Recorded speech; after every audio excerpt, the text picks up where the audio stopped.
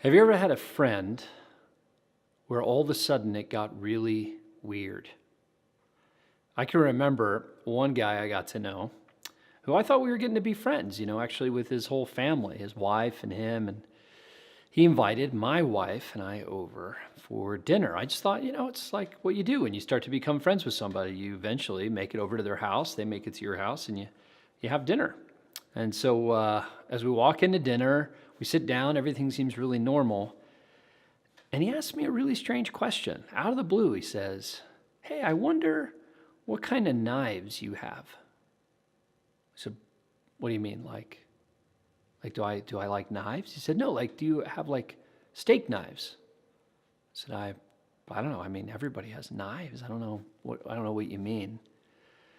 Next thing I know, he has a whole bunch of knives laid out on the table.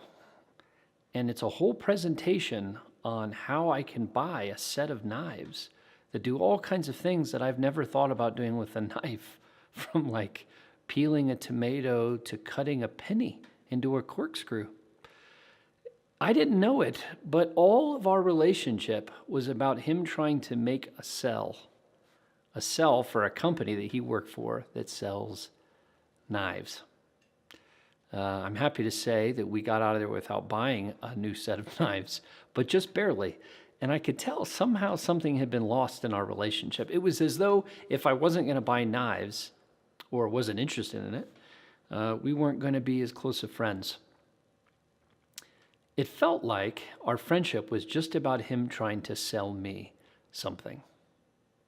Fortunately, this is the way a lot of people feel as they interact with folks that follow Jesus, that are church folks.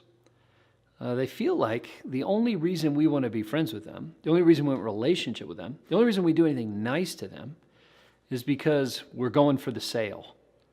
We have to make sure that they know about Jesus, because really our friendships in and of themselves don't matter. It's really only if we get to talk about Jesus or get them to sort of sign on the dotted line, so to speak.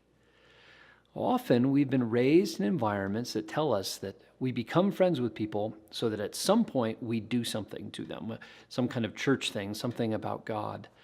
And it doesn't come in a very natural, organic, or frankly, it often doesn't feel very caring. See, when God wanted to demonstrate his love for us, he became like us. God incarnated himself in flesh. This is what we see in the person and the life of Jesus. He reached all the way to us, becoming like us, connecting with us. It isn't just enough to have true things to say. It matters the posture in which you take, how you demonstrate love by who you are and the way you talk. We're not just trying to talk to people so that we can convert them. We don't love people just so we can convert them. We love people because we have been converted. God has gripped our hearts in such a way that we're so filled with the love of God that we want to engage those with that love around us. As we get to know our neighbors, I'll tell you, if you're doing something weird to them, they're going to sniff it out. But I think everybody's looking to see, is there anybody out there that really just loves people, really cares about them? The irony is when we're out there trying to sell people something, it gets really weird. People don't like it, and frankly, very few people end up giving their life to Jesus. But when we love people right where they're at, and we love people from the substance of who we are, people come to know Jesus all over the place. People don't like to be projects, but they're really interested in the love that you have and the way that you love them.